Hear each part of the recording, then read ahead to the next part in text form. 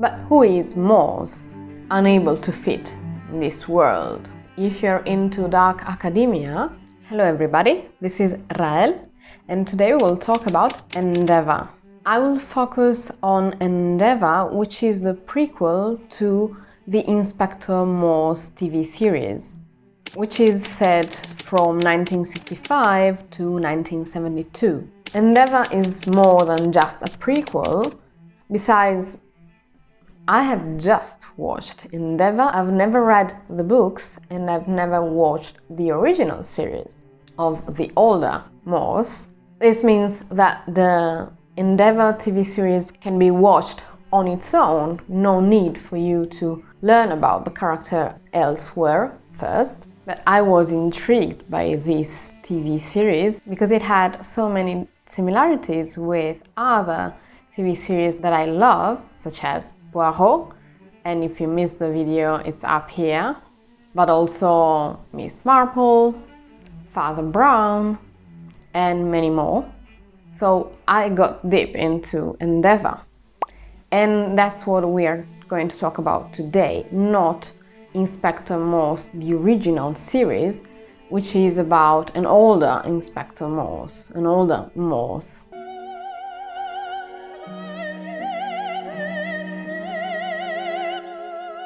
So I met Morse during his formative years, the early years of his career, as a brilliant yet troubled detective.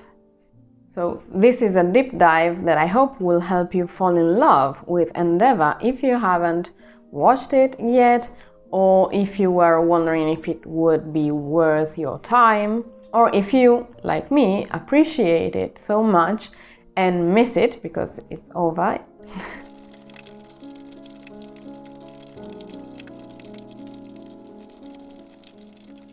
And you just want to talk about Endeavour a little bit more.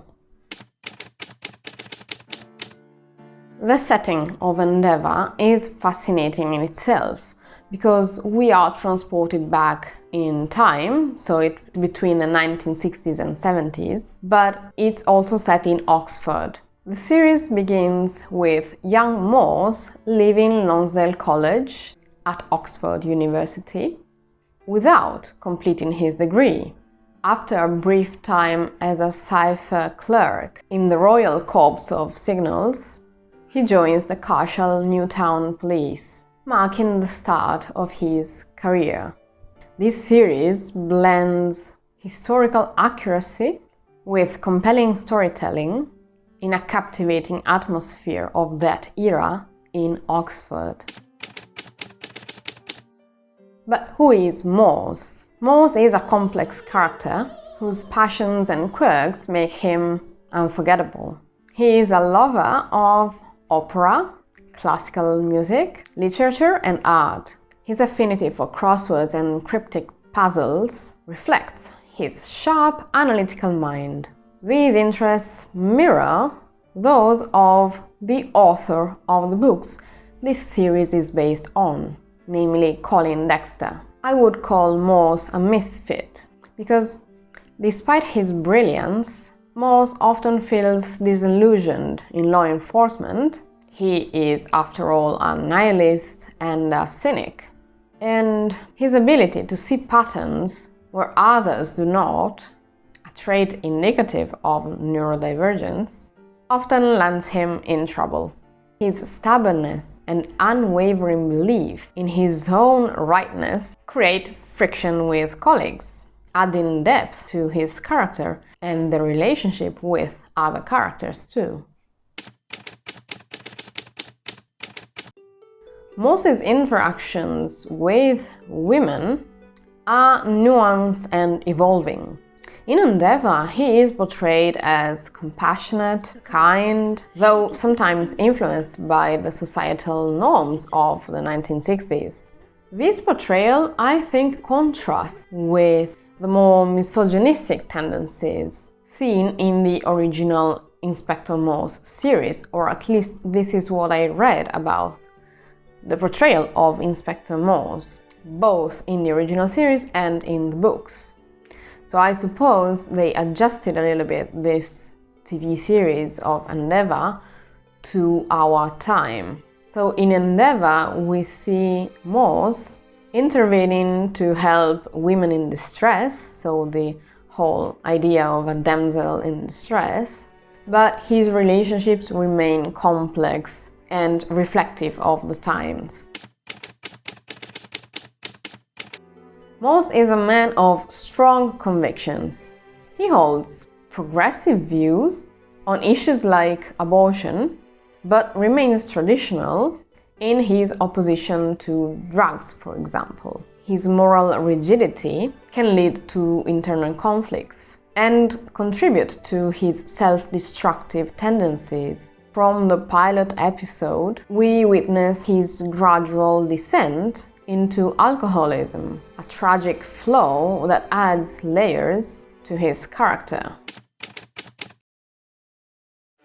Endeavour is not all about Morse and his character alone. There are several other characters who truly make the difference. Starting from Inspector Thursday, let me just say that Roger Allam's portrayal of Inspector Thursday is a standout.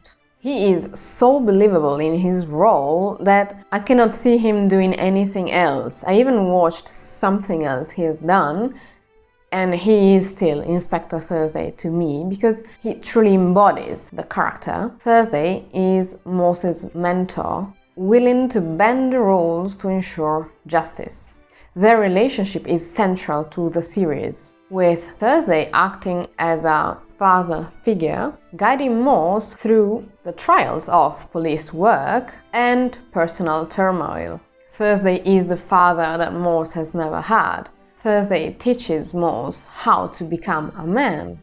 Dr. Max de Breen. Dr. de Breen is the pathologist in the series, and he serves both as comic relief and a voice of wisdom. His dark humor and sharp responses provide a counterpoint to Morse's brooding nature. De Breen has found peace in his solitary life, despite being nearly as brilliant as Morse, providing a stark contrast to Morse's restless intellect. The two have a lot in common. It's as if Dr. de Breen portrayed who Morse could have become if only he had been able to find peace. We see the contrast of what an intelligent and kind man could become, as opposed to being crushed by your own intellect, unable to fit in this world, which is what we see in Morse. Dorothea Frazell is played by Abigail Thaw, who is the real-life daughter of the actor who played Inspector Morse in the original series, John Thaw. The character she portrays is a strong, independent woman who navigates the male-dominated world of journalism. She does so with grace and tenacity. Her concern as an older sibling or an aunt for Morse adds a layer of emotional depth to the series. Good old Superintendent Bright. Initially rigid and unyielding, Superintendent Bright evolves into a supportive figure for Morse. His struggle between doing what is right and following corrupt superiors highlights the ethical dilemmas faced by law enforcement, probably in particular in those years, but maybe even nowadays. Colin Dexter, who wrote the Inspector Morse novels from 1975 to 1999, left a mark on crime fiction. His insistence that no one else should play Morse after John Thaw and Sean Evans underscores the significance of the character. Dexter even has several cameos in the TV series. Fun fact, the music for the television series used a motif based on the Morse code, clearly for Morse's name, even though the name of the protagonist comes from the champion solver Jeremy Morse, one of Dexter's arch-rivals, as a clue writer in the crossword world. If you've never watched Endeavour, Let me recommend you this TV show because of how classy it is, how elegant it is, and at the same time how dirty it can be when it comes to being a policeman or working in law enforcement in general, and coming to terms with your own sense of what is right and what is wrong.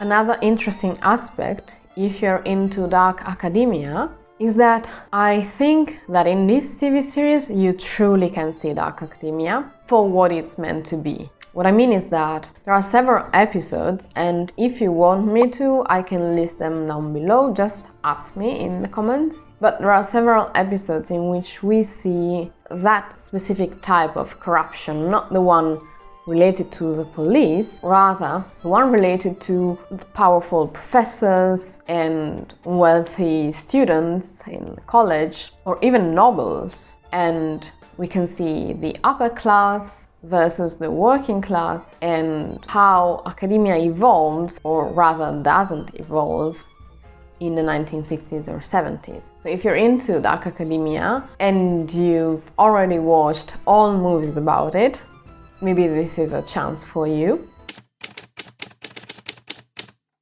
And if you loved Poirot, there are some similarities, such as the fact that they are both quite solitary, they tend to enjoy quiet time on their own, they love puzzles, and they see things in a way that nobody else understands. A bit on the same note as for Sherlock Holmes, for instance. So there are some references to this type of detective that are recurring, and for a reason, in this genre. I don't know about you, but I feel like I can relate to these characters more than to many others. And even now that I rewatch the entire series, the entire 9 seasons of Endeavour, I deeply understand Morse, his struggles, and why he's not able to do as he's told,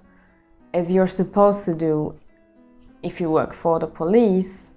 He's not able to give up on an idea or on something that he believes to be true, because he needs to face reality on his own terms. Have you ever watched Endeavour? Or rather, have you ever watched Inspector Morse, and would you recommend me watching it?